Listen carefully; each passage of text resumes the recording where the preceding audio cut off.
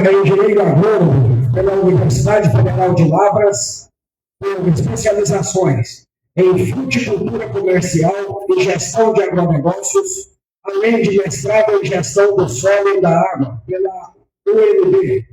É auditor fiscal federal do Ministério da Agricultura e Pecuária desde 2003, com atuação nas áreas de defesa agropecuária e política agrícola, especialmente no Departamento de Comercialização.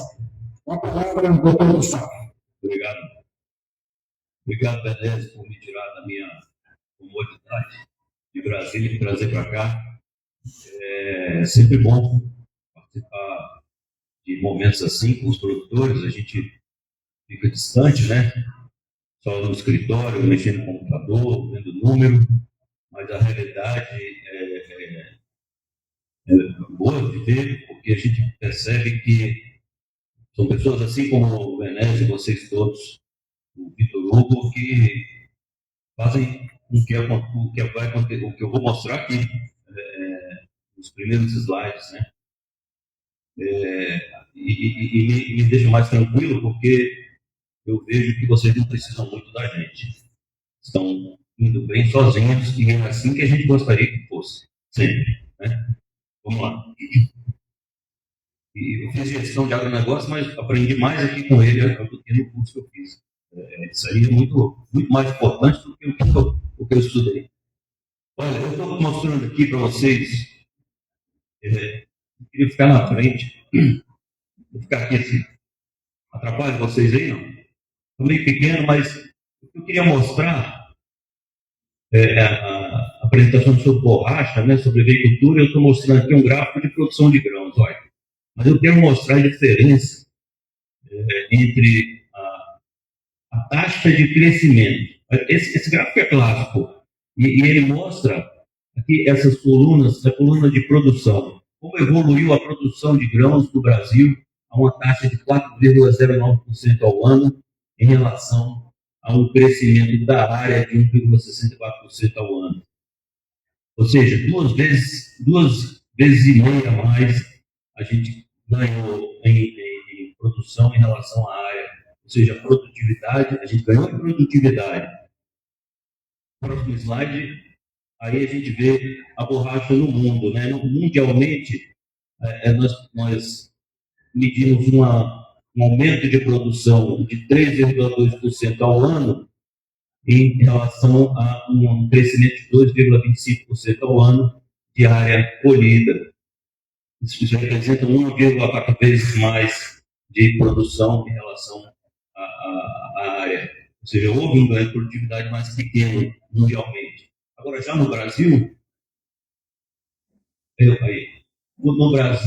vocês percebem aí que a gente teve, nesse mesmo período de 1990 a 2023, a produção cresceu 9,3% ao ano, em relação a 3,5% ao ano da área plantada. Ou seja, 2,3 vezes mais de crescimento em produção em relação ao crescimento de área. Ou seja, em borracha, isso aqui mostra que o produtor foi competente, ganhando em produtividade. Muito pelo trabalho do Benésio e outros pesquisadores, tantos aí, e de vocês, nessa questão da gestão, da propriedade. Ou seja, o produtor, ele é competente, nosso produtor é competente. Isso, esse ganho, o produtor conquistou sem a necessidade de muito apoio governamental. Se vocês forem ver os dados da OCDE, a OCDE é composta por 48 países, se eu não me engano, e eles mediram o nível de apoio governamental aos produtores. O Brasil é o terceiro menor, com 2,7%, ou seja, uma pequena fração apenas da renda bruta do produtor advém de apoio governamental.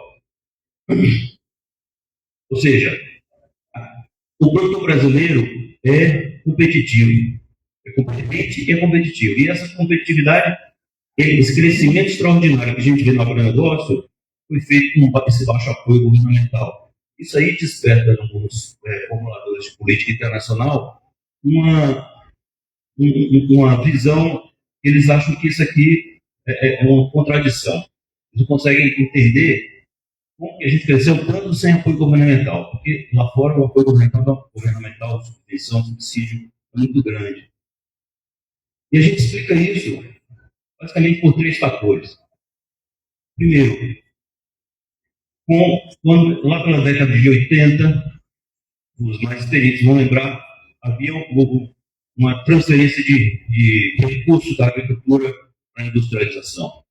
E com a eliminação dessa transferência de renda, somada, principalmente com a Lei Candir, que zerou o ICMS das exportações, mas a estabilização da economia com o Plano Real, a relativa estabilidade da economia com o Plano Real, aliada a isso que eu mostrei para vocês, que é a competência do produtor, com ganhos de produtividade muito grande e ganhos de escala também. Isso fez com que o Brasil conseguisse chegar a essa competitividade que ele tem.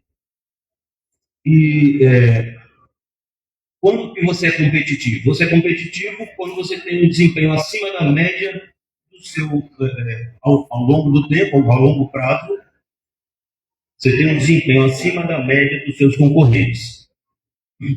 Aí já passou.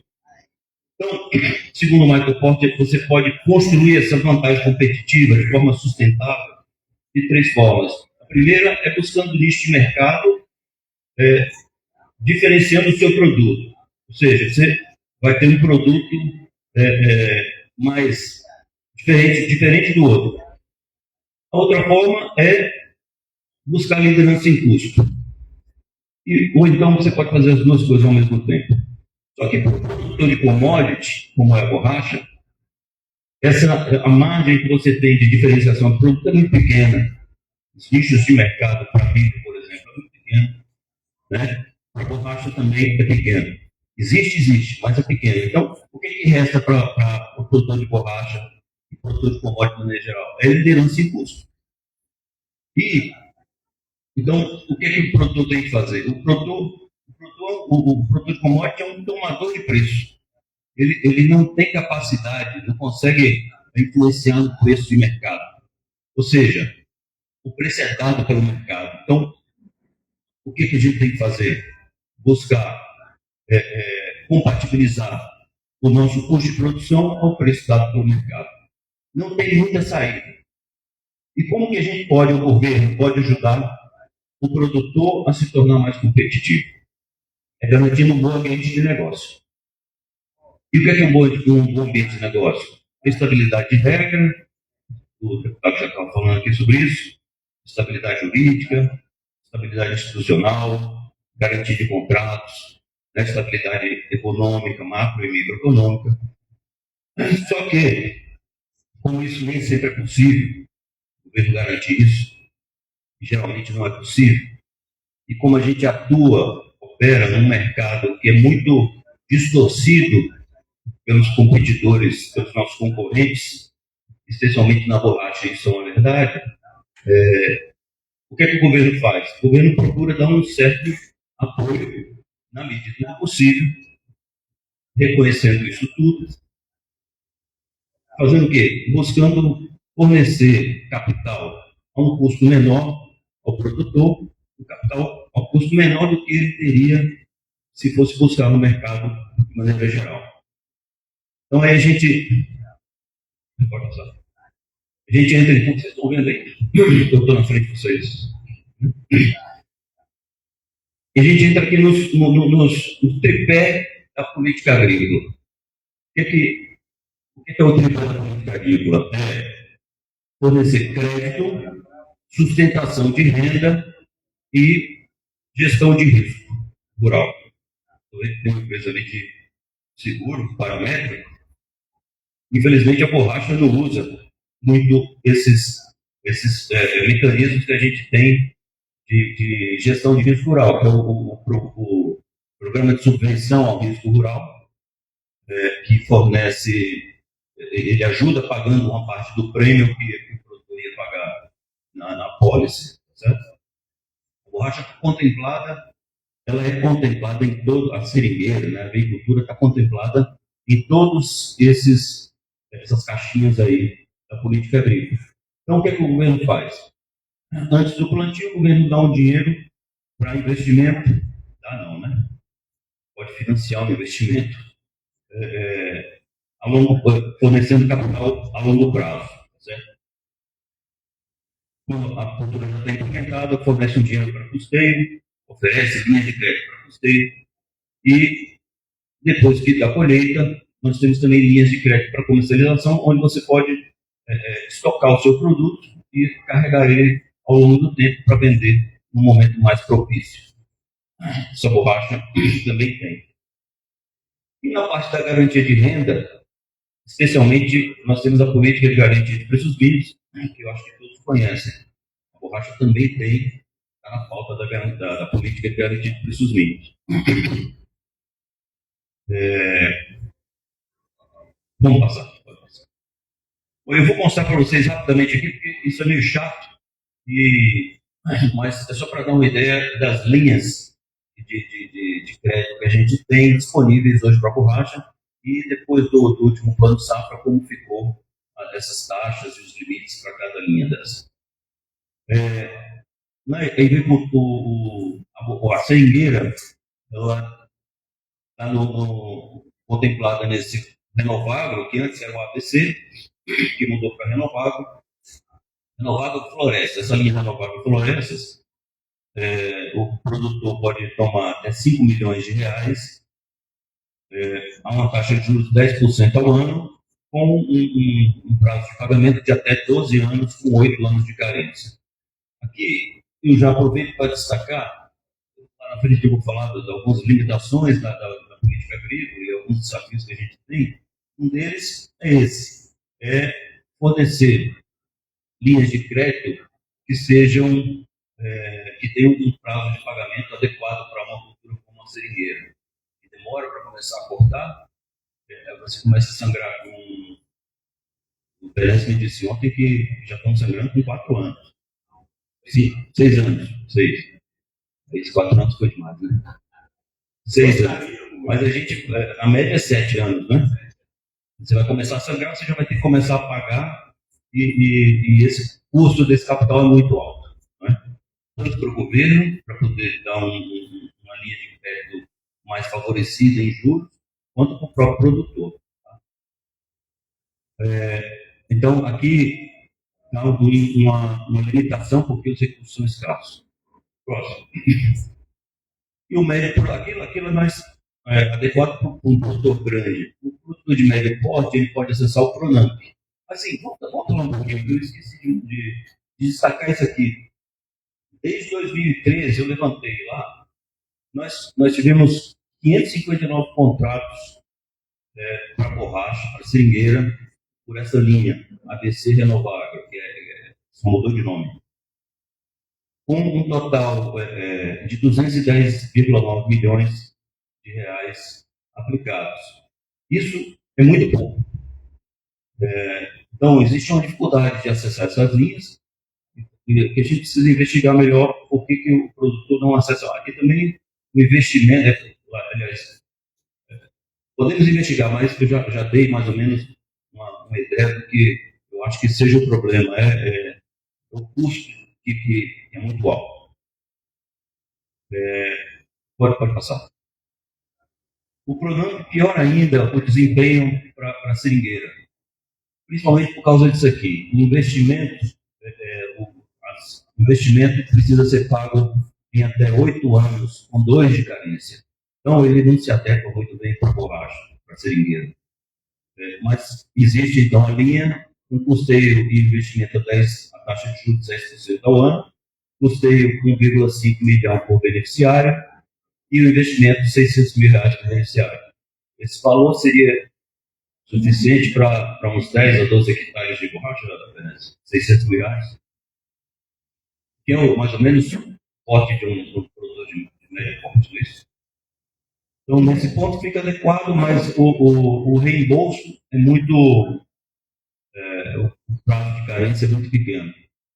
Tanto é que a gente vê que desde 2013 só tivemos 14 contratos, ou seja, ao longo de 12 anos, não só 14 contratos pequenos, 1,3 milhão ao todo, desses 14 contratos. Pode passar. Se for agricultor familiar, tem o Pronaf Bioeconomia, um limite de R$250 mil por beneficiário, um juros de 3% ao ano e um prazo de pagamento bom. 20 anos para pagar, 8 anos de carência. Temos alguns contratos, num valor 853 contratos, um total de 16,37 milhões de reais. Pode passar. E aí a gente entra no custeio. Custeio, nós temos o custeio para produtores de maior porte, 3 milhões de reais é o limite por beneficiário, há um juros de 14% ao ano, 14 meses para pagar. Até agora, de 2013 até agora, nós tivemos 6.372 contratos totalizando 1 bilhão de reais, ou seja, em 12 anos. Parece muito, mas não é, porque se a gente for pegar aí mais ou menos o custeio da borracha, por hectare, a gente teria uma necessidade de 2 bilhões de reais para a borracha do Brasil todo. E aqui a gente tem uma aplicação de 1 bilhão em 12 anos. Né? Ainda é a linha mais acessada, mas ainda é pouco. O custeio do Pronaf é mais favorecido, 3% ao ano e 250 mil reais por beneficiário. Tem bastante contrato, mas também não é um número muito expressivo. Pode passar. O PGPAF, que é também uma política de garantia de preços para a agricultura familiar, ele tem um preço garantidor de R$ 4,56 por quilo de coágulo, que é o mesmo valor do preço mínimo atual da borracha. Só que no caso do Pronaf, do agricultor familiar, essa política de garantia, ela garante um bônus na parcela de financiamento ao agricultor. Quando os preços de mercado estão abaixo desse valor, o produtor que tomou empréstimo, o financiamento, ele recebe um bônus que é de acordo com a diferença entre o preço garantidor e o preço de mercado. A PGPM, que é a Política de Garantia de Preços Mínimos, desde 2005, a borracha cultivada está na pauta da PGPM, com o preço de R$ 4,56 atualmente, foi reajustado agora, então esse preço é vigente agora de julho a junho do ano que vem. R$ 4,56 por coágulo. A borracha de origem extrativa, ela também está na pauta da PGPM desde 2008, com um preço de R$ 7,41 por quilo de coágulo. Quando o preço de mercado está abaixo desse valor, seja da borracha privada ou do borracha extrativismo, o governo pode entrar atuando, intervindo no mercado. No caso da borracha de extrativismo, o governo paga diretamente na conta do produtor a diferença. Tem um limite para o produtor, mas a forma de pagamento é diferente, é direto na feira. Tá? Vou passar. E no caso da borracha cultivada, eu vou explicar um pouco aqui, mas assim, de maneira mais superficial, para não atrasar muito a programação de vocês. Mas e porque eu acho que todos aqui tiveram contato, de alguma forma, Benes, com os leilões que a gente fez agora, né? Imagino. Goiás, inclusive, é o estado que está um pouco mais atrasado nisso aí, mas eu tive notícia da Conab de que tem um novo superintendente da Conab que vai agilizar as análises, né, dos processos. Então, quais são as ferramentas que a gente tem da PGPM, que a PGPM disponibiliza para que o governo possa atuar no mercado, intervindo no preço, tentando garantir essa renda? O governo pode entrar comprando, fazendo AGF, aquisição do governo federal, ou pode lançar contratos de opção de venda. E aí o governo vai formar estoque de borracha, ou seja, formaria, teoricamente. Mas nós não temos como estocar borracha, então esse mecanismo não seria aplicável para borracha. ou concedendo subvenção econômica equalizando os preços, ou seja, o governo entra pagando por meio do leilão, como vocês tiveram oportunidade de ver, pagando a diferença entre o preço mínimo e o preço de mercado. Então, essa diferença, o produtor entra se habilitando a ganhar por meio de um leilão. Né? Podemos fazer leilão de PEP, PEPRO ou PROP. O PEP é o produto. Bom, lá na frente eu vou explicar melhor. Vocês tiveram acesso aqui ao PEP. Né? Ou então o governo pode ajudar também financiando a estocagem, como eu falei lá anteriormente. O governo fornece um financiamento para que o produtor estoque a borracha dele e espere passar uma fase de preços menores, o preço pode melhorar e ele possa vender lá na frente. Né? É uma opção que o produtor da borracha tem também. Nós temos dois mecanismos. Vou mostrar mais na frente, pode passar. Bom, eu vou passar um pouco mais rápido aqui, porque aqui é só para mostrar que a política de garantia de preços mínimos ela não está estagnada, tá certo? Ela começa lá em 1966 com esses dois instrumentos, AGF e EGF. AGF pelo lado da compra e o EGF pelo lado do financiamento. Nós só tínhamos esses dois instrumentos. Naquela época, os recursos eram maiores e a gente podia intervir com mais força no mercado, comprando até um volume grande de grãos naquela época, na década de 80, se fez muito isso. Mas com a falta de recursos, a gente foi criando novos instrumentos. Então, a partir de 92, criou-se o PEP e o PEPRO, depois o contrato de opção de venda, o PROP, e pelo lado do financiamento, o EGF passou a se dividir entre esses dois instrumentos, financiamento especial para estocagem ao produtor e financiamento para garantia de preço ao produtor. Um é o produtor que acessa, o outro é o comprador de borracha que pode acessar. Então, como eu estava falando, né? Financiamento especial para estocagem de produtos agropecuários. Os beneficiários são produtores rurais e suas cooperativas, com a taxa de juros de 14% ao ano, no limite de 4,5 milhões de reais e um prazo de 180 dias para pagar. Esse aqui os produtores acessam. O FGPP é o financiamento para garantia de preço ao produtor. Então, como é que funciona? O comprador de borracha ele pode acessar, mas ele tem que garantir que pagou pelo menos o preço mínimo fixado pela borracha. Tá? Então, ele acessa com a condição de garantir, se o preço estiver abaixo do preço mínimo, o preço mercado estiver abaixo, ele pode comprar, mas ele pode comprar comprovando que pagou pela borracha os R$ 4,56. Pode passar. Aqui só um esquema rápido do PEP e PEPA, certo? Se alguém ainda não conhece. Então, a Conab vai lançar um leilão onde os produtores, no caso do PEPA, entram disputando essa borracha que é ofertada no leilão. Então, por exemplo, se a gente colocou lá 100 toneladas de borracha em leilão, e eu tenho um interesse dos produtores em 200 toneladas, o prêmio vai cair. Então, o leiloeiro vai baixando o prêmio, até que o interesse seja igual ao que a gente está ofertando.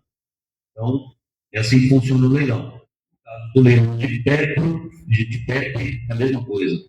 Entra disputando a borracha, no caso, comprador de borracha. E aí ele recebe o prêmio com o compromisso de pagar, quando for comprar a borracha, ele vai comprar pelo preço mínimo. Né? Vamos passar. Então, esses são os instrumentos que a gente tem. E agora mostrando como eles foram aplicados, no caso da borracha, ao longo dos anos, a gente está desde 2013 até 2025 agora. Essa linha verde contínua é o preço da borracha, coágulo da borracha apurado pela Conab em São Paulo, tá? O preço de São Paulo.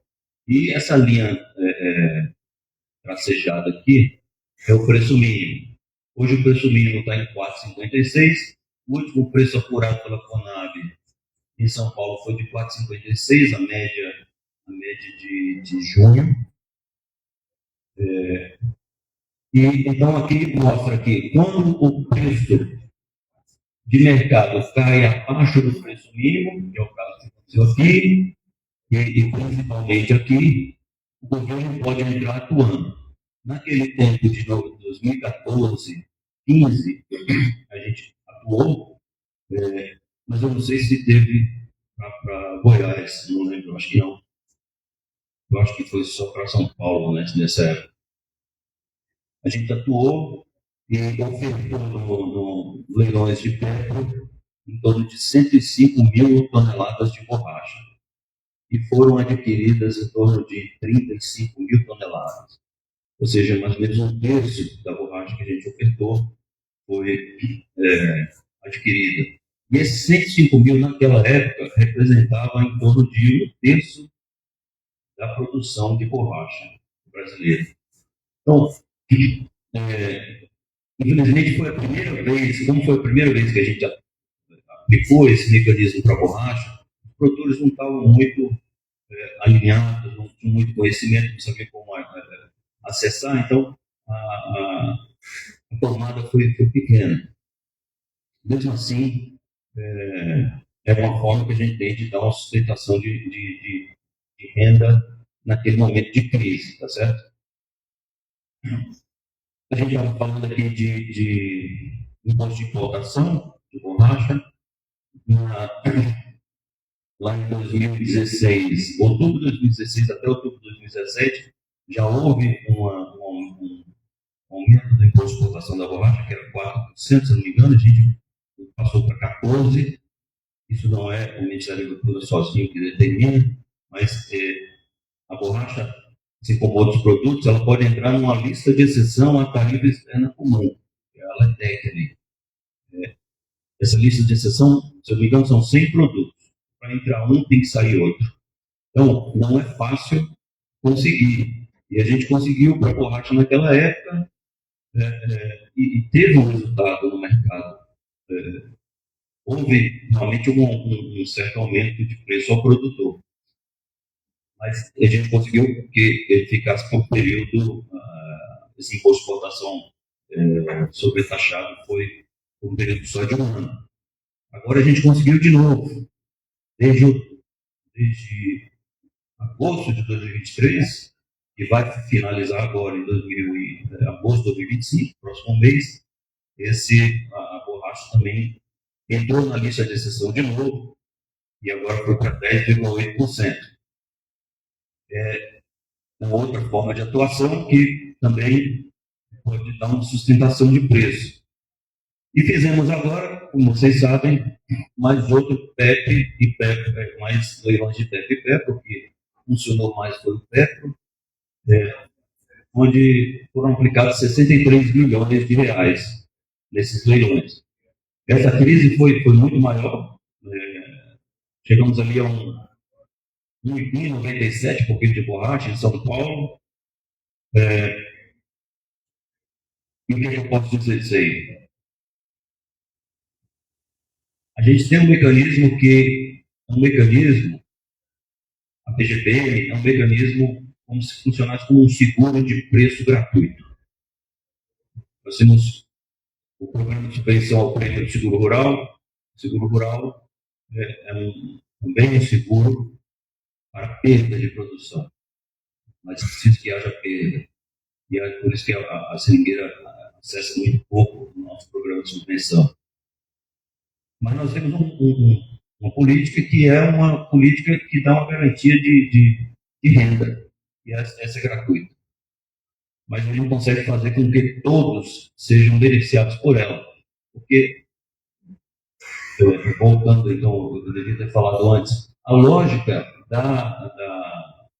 desses leilões de prêmio de Petro e PEP era de tirar o produto do local onde houvesse excedente de produção e levar ele para um local onde houvesse escassez. No caso de grãos, isso funcionou e funciona bem. Funcionou durante muito tempo. A gente tira Mato Grosso, leva para o Nordeste milho, e aí essa retirada de produto do local onde há excedente faz com que o preço reaja, e ele reagindo beneficia outros produtores, independente de quem eu tirei o milho. Então, não seria necessário que todos os produtores acessassem recebessem prêmio para que os outros fossem beneficiados. Então, tirando o produto daquele local, reagiria o preço ali e os produtores, de maneira geral, se beneficiariam. Essa é a lógica desse mecanismo. No caso da borracha, a gente não tem muita opção. É tirar de São Paulo e deixar em São Paulo. É tirar daqui e levar para São Paulo. Então, como tem muito concentrado, o que a gente fez foram leilões, onde a operação parava na comprovação de que o produtor vendeu o produto, vendeu a borracha, e aí ele receberia o prêmio. Então, a gente não consegue fazer isso para a borracha, fazer esse preço reagir. Né? Até porque nós somos importadores e a gente, então, diante de toda essa dificuldade, diante dessa crise que a gente teve de preço agora recente, recebemos lá na Secretaria de Política Agrícola muitas demandas e propostas de ação para a borracha. Eu acho que é o próximo slide aí, deixa eu ver. Vamos pular esse. Aí, então, a gente recebeu muitas propostas, né? Bom, os desafios da política agrícola, eu acho que vocês já entenderam quais são. Escassez de recursos. E, apesar de todas as críticas que se possa ter sobre a política agrícola brasileira, muitos falam que o Brasil não tem política agrícola, mas, apesar de tudo isso, nós hoje dispomos de um ferramental de política agrícola relativamente sofisticado e moderno, mas com muitas limitações, é claro, como vocês viram. Por quê? Primeiro, porque o cobertor é curto para cobrir um gigante que não para de crescer. Então, e depois, porque o custo financeiro da atividade agrícola é alto, e demanda um volume alto de recursos e por um longo período. E a borracha é um exemplo clássico disso, né? A seringueira. Ela imobiliza um capital alto por um longo período. Então, o custo financeiro é alto para o governo. Bom, nós recebemos lá muitas propostas. Então, dentre elas, elevar o imposto de importação da borracha natural, já está elevado, mas existem pedidos para elevar mais ainda, para 22%, 25%. Publicar um preço de referência, vocês têm o preço de referência publicado lá pela FAO e outras aí, mas recebemos demanda para que o governo publicasse um preço de referência calculado pela Conab e tal, e serviço no mercado. Recebemos também que a gente... Bom, esse é o terceiro, a mesma coisa, né? Preço de referência, preço de paridade é publicado pela Conab. A Conab calculasse um preço de paridade de importação e publicasse para que o mercado tivesse acesso. Também teve proposta de um decreto-lei regulamentando a importação de pneus. Esse era um pouco mais heterodoxo, então a gente deixou um pouco de lado. Certo? Criar uma política nacional de desenvolvimento e inovação, fomenta a inovação e mecanização, facas elétricas, etc. Elevação de imposto de importação de pneus. Esse todos os elos do setor estão de acordo. Esse é o que une todos os elos. Seja produtor, seja usina, seja indústria, todos estão de acordo com isso aqui. Criar uma frente parlamentar da cadeia produtiva da borracha. Aí, o deputado pode fazer isso. Eu acho que é uma boa ideia também. O que a gente fez? O secretário de Política Agrícola recebeu todas essas propostas e pediu para que formasse um grupo interministerial que trabalhasse nessas propostas todas e avaliasse o que poderia ser feito, o que não dava para ser feito. Nós criamos um grupo interministerial e esse grupo ele trabalhou primeiramente pensando dessa forma. O que a gente pode botar em prática disso aí? Mas depois, nós chegamos à conclusão de que, antes de qualquer coisa, a gente precisava ter uma política que fosse uma política de Estado para a borracha. Política de desenvolvimento da borracha, uma política de Estado. E tirasse a borracha dessa situação em que ela poderia, no governo, ser bem atendida, no outro não. Então, a gente pretende elevar a borracha a uma política, trazer a borracha a uma política de Estado, reconhecendo que a borracha é um produto estratégico para o Brasil, para a defesa nacional e etc. Então, já temos, trabalhamos numa minuta de decreto, onde foi passando.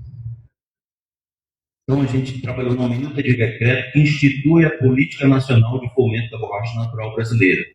Ela está em tramitação, mas já está em tramitação no Ministério da Agricultura, no Ministério do Meio Ambiente, trabalhando com a gente na elaboração dela, Ministério do Desenvolvimento Agrário, Ministério da Fazenda e Ministério do Desenvolvimento, Indústria e Comércio. Todos esses ministérios, se tudo correr bem, vão assinar essa minuta de decreto. Esse decreto ele traz 12 objetivos estratégicos e 8 diretrizes que abordam tudo isso que vocês precisam e tudo aquilo que foi demandado lá.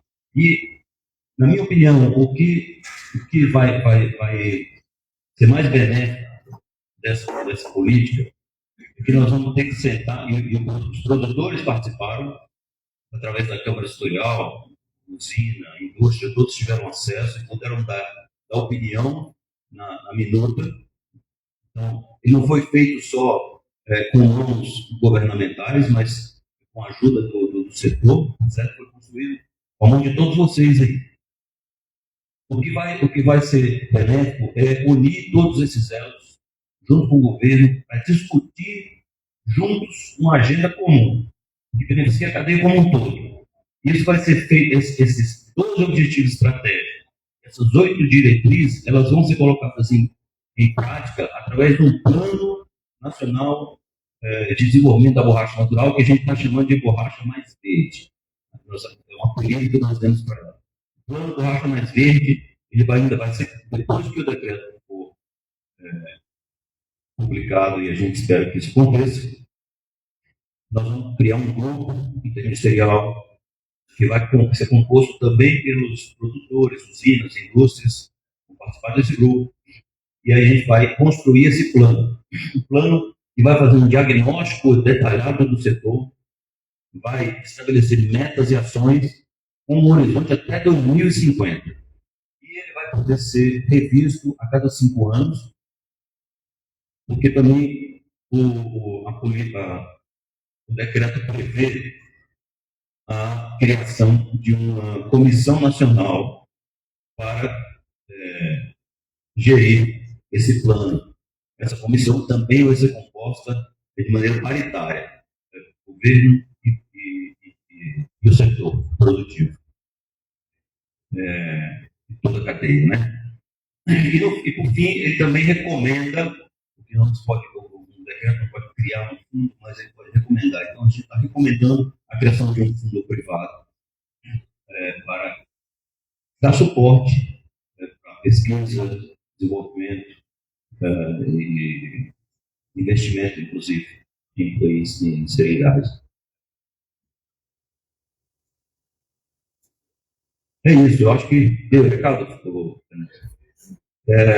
Fico à disposição de vocês. Espero que a gente consiga mesmo emplacar esse plano, essa política, porque ela foi bem trabalhada.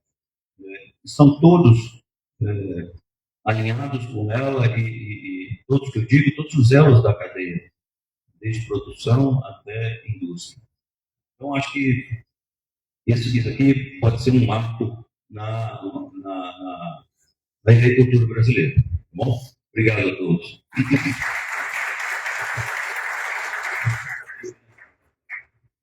Antes das perguntas, eu queria dizer para vocês o seguinte. Vocês viram a quantidade de dispositivos que nós temos à nossa disposição, que muitas vezes não sabemos usar.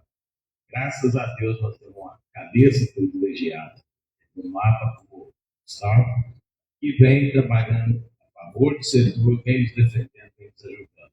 E a gente vai cobrando muitas dessas coisas aqui. Vocês passam para a gente vai passando esses projetos. Lá no passado, nós tivemos a SUDEB, que era a Superintendência de Desenvolvimento da Borracha. Era um órgão próprio para a seringueira. E foi extinto. Esse decreto quase que um outro apelido, mas quase que ressuscita uma SUDEB. Nós vamos ter uma política específica para a borracha no Brasil. E isso é muito importante e devemos muito a esse rapaz aqui. Que, como eu disse, né, graças a Deus conseguimos tirá-lo lá do escritório, que fica em Brasília e não é só borracha. Então, agradecendo demais a sua presença aqui. Muito bom. Obrigado. Uma pergunta?